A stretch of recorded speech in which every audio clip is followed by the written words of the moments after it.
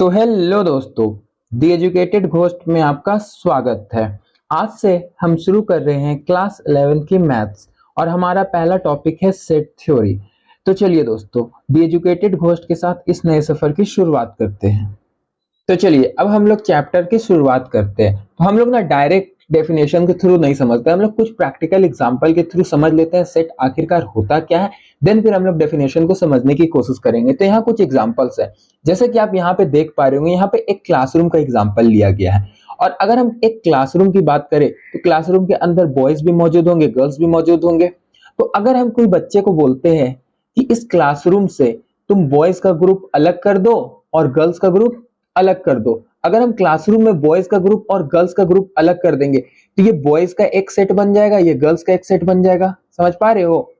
Boys का एक अलग सेट बन जाएगा और गर्ल्स का एक अलग सेट बन जाएगा। जैसे कि ये मेरा क्लासरूम है, तो क्लासरूम में मेरे पास बॉयज का एक सेट होगा, एक गर्ल्स का सेट होगा, मतलब कलेक्शन बॉयज का एक तरफ और गर्ल्स का जितने कलेक्शन है वो एक तरफ। तो ये एक तरह का सेट तैयार हो रहा है कि नहीं हो रहा है क्लासरूम में।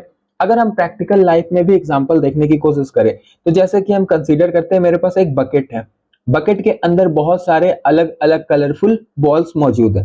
तो अगर हम एट रैंडम किसी बच्चे को बोलते हैं इसमें से रेड कलर के जितने बॉल्स हैं सभी बॉल्स को बाहर निकाल दो, तो वो क्या करेगा? रेड कलर के बॉल्स इसमें जितने होंगे सभी को बाहर निकाल देगा। ये भी तो एक रेड बॉल का कलेक्शन हो गया। यहाँ पे क्या मौजूद है? ये एक रेड बॉल का कलेक्शन है ना, तो हम इसको बोल सकते हैं ना, यहाँ पे भी एक तरह का सेट तैयार हो रहा बॉल्स का। समझ पा रहे हो सेट क्या हो रहा है? इसी तरीके से हम लोग और कुछ एग्जांपल से समझने की कोशिश करते हैं सेट को।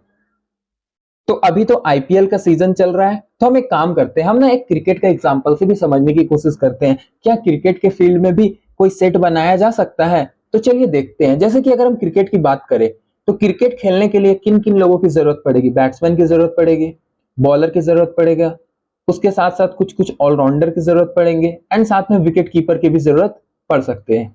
ये हम लोगों की रिक्वायरमेंट है क्रिकेट खेलने के लिए। तो अगर हम बोले कि सारे बैट्समैन का नाम यहां लिख दो, सारे बॉलर्स का नाम यहां लिख दो, यहाँ पे जितने ऑलराउंडर्स है उस टीम में मौजूद यहां लिख दो, यहाँ विकेट कीपर जितने मौजूद है वो नाम लिख दो, तो हम यहां भी तो कह सकते हैं कि ये जो बन रहा है ये मेरा बैट्समैन का सेट बन रहा है, ये जो बन रहा है ये मेरा बॉलर का सेट बन रहा है, ये जो सेट बन रहा है ये मेरा ऑलराउंडर का सेट बन रहा है, ये जो सेट बन रहा है वो मेरा विकेट कीपर का सेट बन रहा है। तो क्रिकेट में भी तो हम लोग सेट बना सकते हैं कि बैट्समैन का एक सेट है मेरे पास, बॉलर का एक सेट है मेरे पास, ऑलराउंडर का एक सेट है मेरे पास, विकेट कीपर्स का एक सेट है मौजूद हम लोगों के पास। तो हम देखा जाए तो क्रिकेट में भी सेट बनाया जा सकता है। कलेक्शन बैट्समैन का जो हो गया, यहाँ पे क्या बन रहा है? एक तरह का कलेक्शन हो रहा है, बैट्समैन का कलेक्शन को हम बैट्समैन का सेट बोल दिए, बॉलर के कलेक्शन को बॉलर का सेट बोल दिए, ऑलराउंडर के कलेक्शन को ऑलराउंडर का सेट बोल दिए, विकेट कीपर के कलेक्शन को विकेट कीपर का सेट बोल दिए। समझ पा रहे हैं ना सेट क्या है?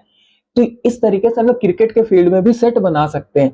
अब हम लोग एक काम करते हैं, प्रैक्टिकल रियल लाइफ में भी सेट बनाने की कोशिश करते हैं। क्या रियल लाइफ में सेट बनाया जा सकता है? तो जैसा कि अभी के समय में सभी के फोन में व्हाट्सएप तो मौजूद होगा ही, और व्हाट्सएप में अभी तो कोविड के समय में से ग्रुप का ज्यादा ट्रेंड चल चल रहा है। तो क्या हम देख सकते हैं सभी के फोन में व्हाट्सएप ग्रुप होगा? अब व्हाट्सएप ग्रुप में भी तो कैटेगरी हो सकता है किसी का फैमिली ग्रुप हो सकता है किसी का फ्रेंड्स ग्रुप हो सकता है किसी का ऑफिस ग्रुप हो। तो अगर हम फैमिली ग्रुप की बात करें तो फैमिली ग्रुप में वैसे वैसे लोग हो गए जिसमें सिर्फ फैमिली मेंबर्स मौजूद होगा। तो यहाँ जो कलेक्शन बन रहा है वो क्या बन रहा है? फैमिली का कलेक्शन बन रहा है, तो ये एक फैमिली का सेट हो गया। फ्रेंड्स की बात करें तो फ्रेंड्स के ग्रुप में वैसे वैसे लोग होंगे जो मेरे दोस्त है, यार है, वही सब। तो ये जो कलेक्शन बन रहा है वो क्या बन रहा है? फ्रेंड्स का कलेक्शन बन रहा है। वैसे ही ऑफिस में जो काम करने वाले दोस्त होंगे या कलीग हो गए या फिर मेट्स होंगे, जो भी होंगे, तो यहाँ पे जो ग्रुप बनेगा वो ऑफिस का ग्रुप बनेगा।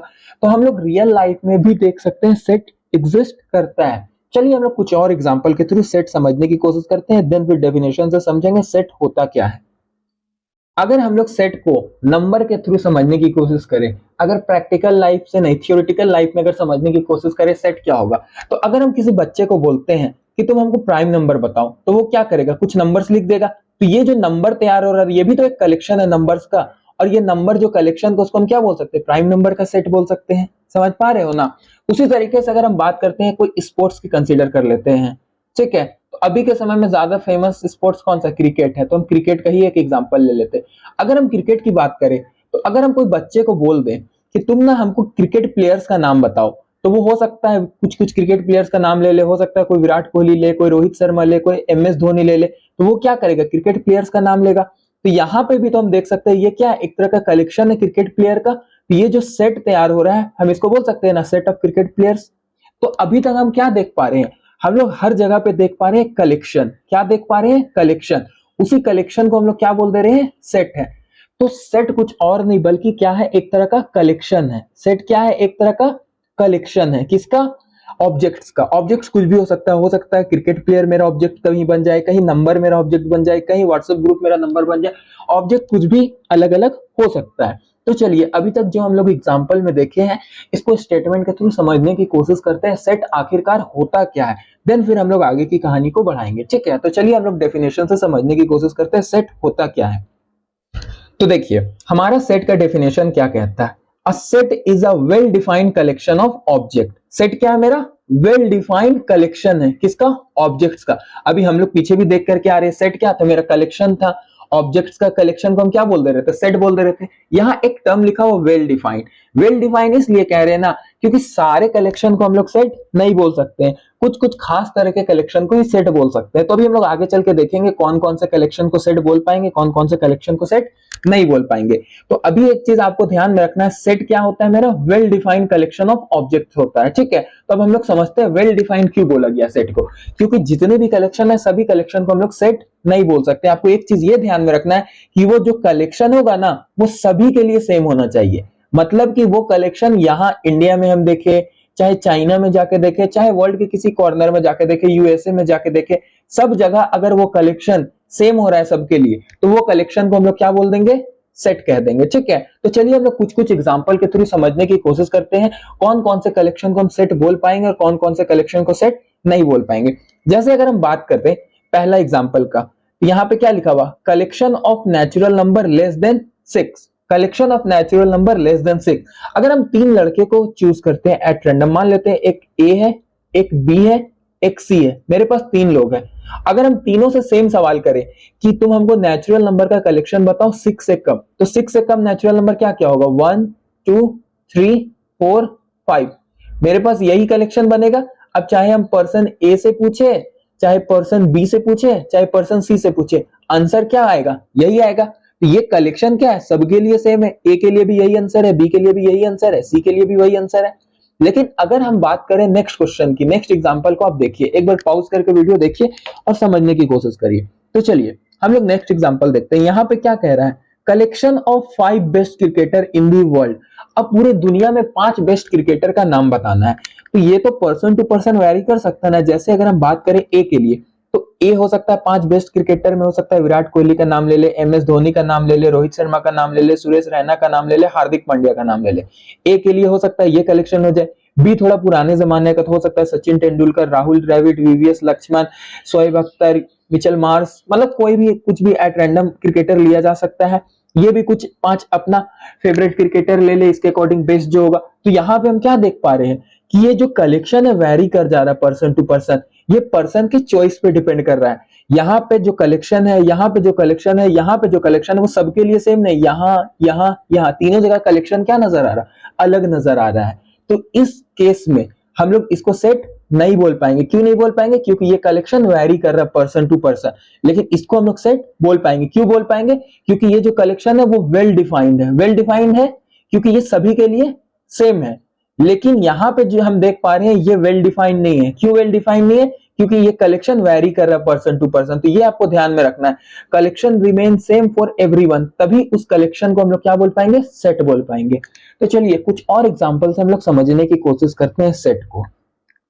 तो आप एक काम भी कर सकते हैं, आप ना वीडियो को पॉज करिए और देखने की कोशिश करिए, समझने की कोशिश करिए कि क्या जो गिवन एग्जांपल्स क्या वो सेट है या नहीं है, और आप हमें कमेंट करके बता सकते हैं, ठीक है। तो चलिए अब हम लोग सॉल्व करने की कोशिश करते हैं फर्स्ट क्वेश्चन को, ठीक है। यहाँ पे क्या कह रहा है, the collection of all months of a year beginning with the letter J.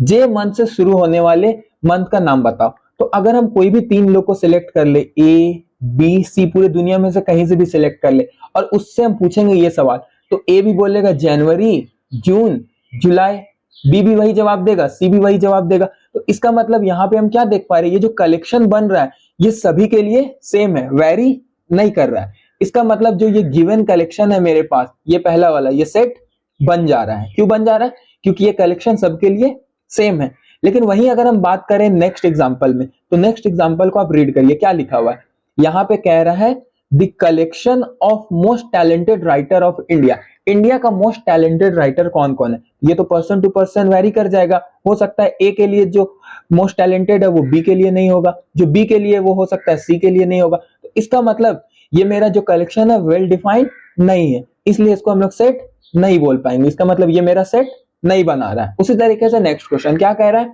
The collection of all question in this chapter. अगर हम कोई एक बुक की बात कर लेते हैं, जैसे हम एक एग्जांपल के तौर पे एनसीईआरटी बुक ले लेते हैं क्लास 11 के मैथ्स का। अब हम इसमें से किसी को बोलेंगे क्वेश्चन सिलेक्ट करने के लिए, तो हो सकता है पर्सन ए जो सिलेक्ट करे, पर्सन बी सिलेक्ट करे और पर्सन सी सिलेक्ट करेगा। तो बुक तो सबके लिए सेम है ना, तो जो कलेक्शन ऑफ क्वेश्चन मिलेगा वो सभी के लिए क्या हो जाएगा, सेम हो जाएगा। इसका मतलब इस केस में हम क्या बोल पाएंगे कि ये जो है वो सेट बना दे रहा है। क्यों बना दे रहा है, क्योंकि जो कलेक्शन होगा क्वेश्चंस का किसी भी पर्टिकुलर बुक के पर्टिकुलर चैप्टर में, वो तो सभी के लिए सेम हो जाएगा ना। तो इसका मतलब ये मेरा सेट हो जाएगा। तो चलिए कुछ और एग्जांपल से समझने की कोशिश करते हैं सेट को, फिर हम लोग आगे की ओर बढ़ेंगे। तो चलिए हमारा नेक्स्ट एग्जांपल का सेट ये है, ठीक है। तो हमारा पहला एग्जांपल क्या कह रहा है, the collection of prime integers. Collection of prime integers. अब अगर हम कोई भी लोग से पूछे, चाहे हम तीन लोग कोई भी कंसीडर कर लेते हैं एट रैंडम, हम मान लेते हैं एक पर्सन ए है, एक पर्सन बी है, एक पर्सन सी, हम तीनों से ये सवाल करेंगे तुम हमको प्राइम इंटीजर्स बताओ, तो तीनों के लिए तो आंसर सेम ही ना होगा। प्राइम इंटीजर्स क्या हो जाएगा, प्राइम नंबर होना चाहिए और साथ में इंटीजर होना चाहिए। तो मेरा प्राइम नंबर क्या है, 2 है, 3 है, 5 है, 7 है एंड सो ऑन। तो ये जो कलेक्शन तैयार हो रहा है ये प्राइम इंटीजर्स का कलेक्शन तैयार हो रहा है। तो ए के लिए, बी के लिए, सी के लिए, सभी के लिए ये आंसर क्या होगा, सेम रहेगा। इसका मतलब ये जो कलेक्शन है ये क्या है, वेल डिफाइंड है। ये जो कलेक्शन क्या है, वेल डिफाइंड है। और अगर ये वेल डिफाइंड है तो इसको हम लोग क्या बोल देंगे, ये मेरा सेट बन जा रहा है। उसी तरीके से हम लोग नेक्स्ट एग्जांपल को समझने की कोशिश करते हैं। यहाँ नेक्स्ट एग्जांपल में क्या कहने की कोशिश कर रहा है, the collection of good tennis player in India. अब इंडिया में गुड टेनिस प्लेयर हम किस बेसिस पे बता सकते हैं, हो सकता है ए के लिए अलग हो जाए, बी के लिए गुड टेनिस प्लेयर अलग हो जाए, सी के लिए अलग हो जाए। इसका मतलब ये जो गिवन एग्जांपल है ये वेल डिफाइंड नहीं है, और अगर ये वेल डिफाइंड नहीं है इसका मतलब इसको हम लोग सेट नहीं बोल पाएंगे। उसी तरीके से हमारा नेक्स्ट एग्जांपल क्या कहता है, collection of all natural number less then 10। अब इंडिया में या दुनिया में किसी भी बच्चे से हम एट रैंडम ये सवाल करेंगे 10 से कम नेचुरल नंबर बताओ, तो वो क्या बोलेगा, 1 आ जाएगा, 2 आ जाएगा, 3 आ जाएगा, 4 आ जाएगा, 5 आ जाएगा, 6 आ जाएगा, 7 आ जाएगा, 8 आ जाएगा, 9 आ जाएगा।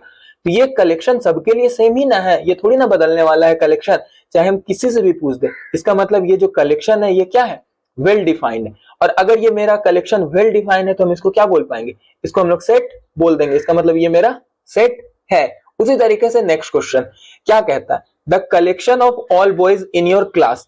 अगर हम कोई पर्टिकुलर क्लास की बात करें, अगर मान लो एक क्लासरूम है उसमें हम बॉयज की बात करें, कितना बॉयज है, तो इसमें से जो कलेक्शन तैयार होगा बॉयज का वो तो सबके लिए सेम ही ना होगा। चाहे हम इस बच्चे से पूछे, चाहे इस बच्चे से पूछे, चाहे इस बच्चे से पूछे, चाहे इस बच्चे से पूछे कि तुम्हारे क्लास में बॉयज कितने हैं, बॉयज का सेट बताओ हमको, सारे बच्चे यही कलेक्शन बताएंगे।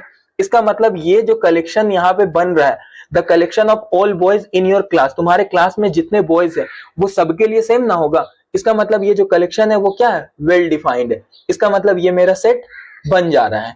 तो समझ पा रहे हो, तो सेट क्या है, set well defined collection of object है। तो कोई भी कलेक्शन को हम लोग सेट नहीं बोल पाएंगे। सेट होने के लिए क्या जरूरी है, उसको वेल डिफाइंड भी होना पड़ेगा। ठीक है, तो उम्मीद करते हैं यहां तक आपको समझ में आया होगा। तो चलिए अब हम लोग आगे की ओर बढ़ते हैं। तो हमारा नेक्स्ट टॉपिक है रिप्रेजेंटेशन ऑफ सेट्स। सेट्स को कैसे हम लोग रिप्रेजेंट कर सकते हैं, तो चलिए इसको भी हम लोग समझने की कोशिश करते हैं। तो सबसे पहले आपको एक चीज ध्यान में रखना होगा कि जो सेट है उसको हम लोग कैपिटल लेटर से हमेशा डिनोट करते हैं। सेट को हमेशा कैपिटल लेटर से डिनोट करेंगे, और जो सेट के एलिमेंट्स होंगे उसको हमेशा स्मॉल लेटर से रिप्रेजेंट किया जाता है। सेट को हम लोग कैपिटल लेटर से रिप्रेजेंट करते हैं और सेट के एलिमेंट्स को स्मॉल लेटर से रिप्रेजेंट करते हैं। अब यहाँ सवाल आ रहा होगा एलिमेंट्स किसको बोल रहे हैं, सेट किसको बोल रहे हैं, तो हम लोग एक एग्जांपल से समझने की कोशिश करते हैं आखिर कह क्या रहा है यहाँ पर। तो जैसा कि हम एक एग्जांपल कंसीडर कर लेते हैं सिंपल सा। हम लोग को क्या पूछ रहे हैं यहाँ पे, सेट ऑफ वोवेल्स पूछ रहे हैं। हम लोग से क्या पूछा जा रहा है, वोवेल्स का एक सेट बताओ। तो अगर हम किसी से पूछे वोवेल्स का सेट क्या होगा, तो ए हो जाएगा, ई हो जाएगा, आई हो जाएगा, ओ हो जाएगा, यू हो जाएगा। तो ये जो हम लिख रहे हैं इसी को हम लोग क्या बोलते हैं, एलिमेंट्स बोलते हैं। क्या बोलते हैं, एलिमेंट्स बोल देंगे। ये जो हम लिख रहे हैं ये मेरा क्या हो जाएगा, एलिमेंट्स हो जाएगा, ठीक है। और यहाँ पे तो इसी को देखिए रिप्रेजेंट कैसे किया गया, तो इसको हम लोग ऐसे लिखेंगे सेट को, ये जो ए है कैपिटल लेटर से हमें इस सेट का नाम लिखा गया, तो ये जो ए है वो सेट का क्या है, नेम है, सेट का नेम है, उसको किससे लिखा गया है, कैपिटल लेटर से लिखा गया है। और ये जो करली ब्रैकेट में लिखा गया है ये मेरा सेट का क्या कहला जाएगा, एलिमेंट कहला जाएगा। मतलब कि सेट के अंदर जो मौजूद होगा उसको हम लोग एलिमेंट्स बोल देंगे, और उसी एलिमेंट्स को हम लोग कैपिटल लेटर से रिप्रेजेंट कर देंगे और इसको एक नाम दे देंगे, ये मेरा सेट बन रहा है, इस एलिमेंट का एक सेट बन रहा है एक से। तो चलिए इसको हम लोग कुछ एग्जांपल से और समझेंगे। एज ऑफ नाउ आपको उम्मीद करते हैं यहां तक समझ पा रहे होंगे। चलिए हम लोग कुछ एग्जांपल समझने से पहले ना दो टर्म्स के बारे में समझ लेते हैं। एक टर्म होता है मेरा बिलोंग्स टू, एक टर्म होता है does not belongs to. Belongs to को हम लोग ऐसे रिप्रेजेंट करते हैं, डज नॉट बिलोंग्स टू को ऐसे रिप्रेजेंट करते हैं। बिलोंग्स टू को ऐसे रिप्रेजेंट करेंगे, डज नॉट बिलोंग्स टू को ऐसे रिप्रेजेंट करेंगे। तो इस पे हम लोग कुछ एग्जांपल्स कर लेते हैं ताकि ये जो कॉन्सेप्ट है सेट को कैसे रिप्रेजेंट किया जाता है, बिलोंग्स टू और डज नॉट बिलोंग्स टू के बारे में कुछ कुछ बातें हम लोग समझ लेते हैं। तो चलिए हम लोग कुछ एग्जांपल से समझने की कोशिश करते हैं। तो देखिए हमारा पहला सवाल क्या कह रहा है, सेट ऑफ वोवेल्स, हमको वोवेल्स का सेट बनाना है। तो सबसे पहले वोवेल्स लिख लेते हैं, ए ई आई ओ यू। तो ये जो हम लिखे हैं वोवेल्स, ये मेरा क्या कहला जाता है, एलिमेंट्स कहला जाता है। क्या कहला जाता है, एलिमेंट्स कहला जाता है। अब इसी एलिमेंट्स को हम लोग करली ब्रैकेट के अंदर पुट कर देंगे तो वो जो कलेक्शन बनेगा उसी को हम लोग क्या बोल देते हैं, सेट बोल देते हैं। जैसे कि हम एक एग्जांपल आप लोगों को समझा देते हैं, जैसे कि हम लिख रहे हैं ए ई आई ओ यू, ये मेरा सेट का एलिमेंट्स है। तो अगर हम यही एलिमेंट्स को करली ब्रैकेट के अंदर लिख दे, ए ई आई ओ यू को हम करली ब्रैकेट के अंदर लिख देते हैं कॉमा के साथ, तो ये जो कलेक्शन तैयार हो रहा है ना, इसी कलेक्शन को हम लोग सेट बोल देते हैं। अब इसका कुछ नाम दे देते हैं हम लोग, जैसे कि इस सेट को हम बोल देते हैं ए, मेरा सेट का नाम हो गया, तो ये मेरा सेट ऑफ वोवेल्स हो गया। तो हम सेट ऑफ वोवेल्स को ऐसे रिप्रेजेंट कर सकते हैं। उसी तरीके से अगर कोई हमसे पूछ दे set of prime number less than 6, तो सबसे पहले हम लोग 6 से कम प्राइम नंबर कौन कौन सा होता है वो लिखेंगे, 2 होता है, 3 होता है, 5 होता है। अब इसी को अगर हम करली ब्रैकेट में पुट कर दे तो ये मेरा जो कलेक्शन तैयार हो रहा है, इस कलेक्शन को हम क्या बोलेंगे, set of prime number less than 6। अब इसी कलेक्शन को हम कुछ नाम दे देते, बी से रिप्रेजेंट कर देते, ये मेरा सेट बी हो गया। और सेट बी किसको रिप्रेजेंट कर रहा है, collection of prime number less than 6 को।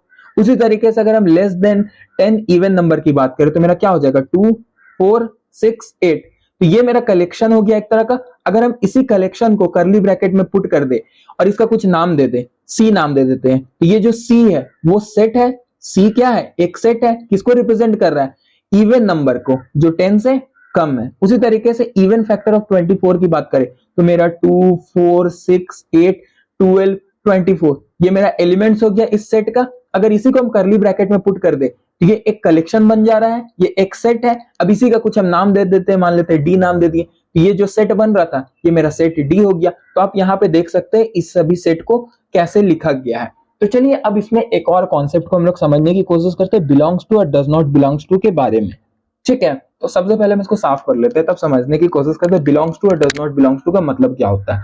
जैसे कि हम पहला एग्जांपल लेने की कोशिश करते हैं, जैसे मेरे पास पहला सेट है, हम इसको कंसीडर करते हैं, ठीक है, सेट ए को हम कंसीडर कर रहे हैं।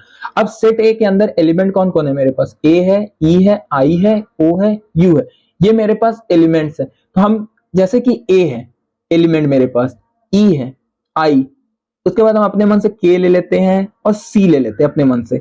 अब यहां हम सेट लिख दे रहे हैं ए, और अगर हम आपसे पूछे कि हमको बताओ कि क्या ए एलिमेंट इस सेट में मौजूद है, इस सेट ए में क्या ए एलिमेंट मौजूद है, तो आप बोलोगे हाँ ये तो मौजूद है, हमको नजर आ रहा है। तो हम लिख देंगे ए बिलोंग्स कर रहा है ए में।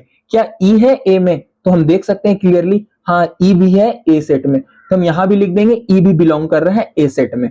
अगर हम बात करें आई की, क्या आई है ए सेट में, हाँ आई है ए सेट में, तो हम लिख देंगे आई भी बिलोंग कर रहा है ए में।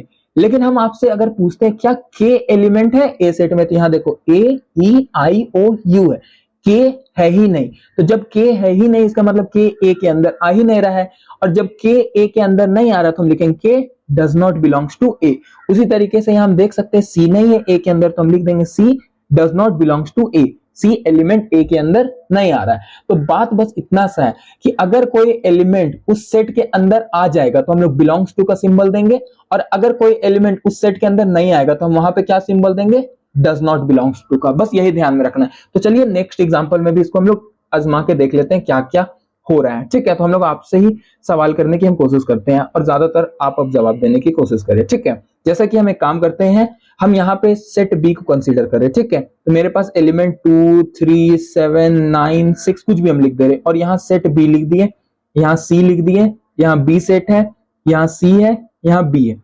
अब हम सवाल करते हैं आपसे। ठीक है, आपको बताना है कि क्या 2 एलिमेंट जो है वो बी सेट में मौजूद कर रहा है। तो हम देखेंगे बी सेट में कि क्या 2 एलिमेंट है। हाँ 2 एलिमेंट है, इसका मतलब हम बोल देंगे ये 2 बिलोंग्स कर रहा है बी में। क्या 3 बिलोंग कर रहा है सी में। तो हम सी सेट को देखें, यहाँ पे 2 है, 4 है, 6 है, 8 है, 3 नहीं है। 3 नहीं है, इसका मतलब 3 बिलोंग नहीं कर रहा है सी सेट में। अगर हम 7 की बात करें, 7 है तो बी सेट देखना है, बी सेट में क्या 7 है, नहीं है, तो 7 डज नॉट बिलोंग्स टू। 9 की बात करते हैं, सी सेट में देखना है, तो सी सेट में हम क्या देख पा रहे हैं, 2 है, 4 है, 6 है, 8 है। 2 4 6 8 9 नहीं है, इसका मतलब 9 डज नॉट बिलोंग्स टू सी। अगर हम बी सेट में सी को देखें, बी सेट में 6 को देखें, तो हाँ 6 मौजूद है सी सेट में, लेकिन 6 मौजूद नहीं है बी सेट में। इसका मतलब 6 भी does not belongs to B हो जाएगा, बी में मेरा 6 मौजूद नहीं है। तो इस तरीके से हम लोग बिलोंग्स टू और डज नॉट बिलोंग्स टू को समझ सकते हैं। ठीक है, तो यहां तक उम्मीद करते हैं आपको समझ में आ रहा होगा। चलिए अब हम लोग आगे की ओर बढ़ते हैं। तो चलिए अब हम लोग ना कुछ जूनियर क्लासेस वाले टर्म्स को देख लेते हैं। यहाँ पे ना हम लोग को इसका यूज ज्यादा नहीं होगा, बट इसका सिंबल का इस्तेमाल करना पड़ेगा। तो वो सिंबल को हम लोगों को याद करना पड़ेगा। जैसे नेचुरल नंबर हम लोग बचपन से पढ़ते आ रहे, नेचुरल नंबर क्या होता है, 1 2 3 4 काउंटिंग नंबर्स को हम लोग नेचुरल नंबर बोलते हैं। ये हम लोगों को मालूम है, बट हम लोगों को ना अब क्वेश्चन में, ज्यादातर क्वेश्चन में हम लोग को एन दिया हुआ मिलेगा इस टाइप से, तो हमको समझना पड़ेगा ये सिंबल से कि नेचुरल नंबर की बात की जा रही है। तो एन अगर आपको देखने को मिल गया, उसका मतलब क्या हो जाएगा, नेचुरल नंबर। अगर इंटीजर्स की बात करें, तो अगर आपको जेड दिख गया कहीं पे, उसका मतलब क्या हो जाएगा, इंटीजर्स। अगर कहीं आपको क्यू दिख गया, उसका मतलब क्या होता है, रैशनल नंबर। रैशनल नंबर किसको बोलते हैं, जो p बाई क्यू के फॉर्म में रिप्रेजेंट किया जाए और q नॉट इक्वल टू 0 हो जाए, उसी को क्या बोलेंगे, रैशनल नंबर। और रैशनल नंबर को किससे रिप्रेजेंट करते हैं, q से। वैसे ही रियल नंबर, रियल नंबर को किससे रिप्रेजेंट करेंगे, r से। रियल नंबर मतलब जितने रैशनल और इरेशनल नंबर का कलेक्शन तैयार होता है, उसी कलेक्शन को हम लोग क्या बोल देते हैं, रियल नंबर, जिसको रिप्रेजेंट करेंगे कैपिटल आर से। ठीक है, वैसे ही कॉम्प्लेक्स नंबर हम लोग सी से रिप्रेजेंट करेंगे। कॉम्प्लेक्स नंबर आगे चलकर हम लोग पढ़ेंगे, अभी एज ऑफ नाउ आप समझ लीजिए कॉम्प्लेक्स नंबर को सी से रिप्रेजेंट करते हैं। तो ये सारे सिंबल्स को आपको याद करना पड़ेगा। तो उम्मीद करते हैं अभी तक जितने कुछ आपको मैंने बताया वो आपको समझ में आया होगा। तो आपका काम बस ये है, सारे चीज को अच्छे से समझना है, और मैं आपको कमेंट में और डिस्क्रिप्शन में क्वेश्चन पिन कर दूंगा इससे रिलेटेड। तो आपका काम है उसको सॉल्व कर लेना। तो मिलते हैं अगले वीडियो में, तब तक के लिए बाय बाय।